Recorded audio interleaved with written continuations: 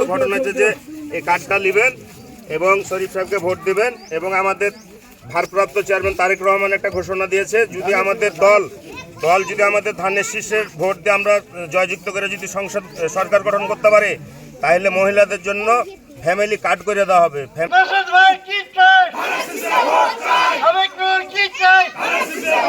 মৎস্যজীবী দলের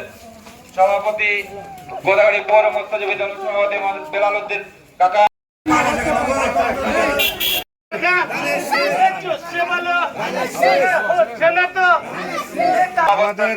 বাংলাদেশের আমাদের তারেক রহমান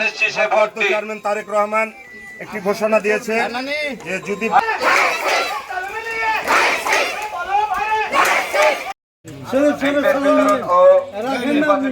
কর্মসূচিতে আপনারা আমরা জানিয়ে দিতে চাই, আমরা সমগ্র বাংলাদেশকে জানিয়ে দিতে চাই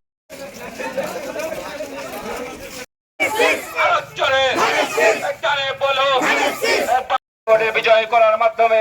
আমরা তারেক জিয়াকে এই গোদাগাড়ির টানোর আসন বিপুল ভোটে বিজয়ী করে রেকর্ড সংখ্যক ভোটে বিজয়ী করে আমরা তারেক জিয়াকে উপহার দিতে চাই।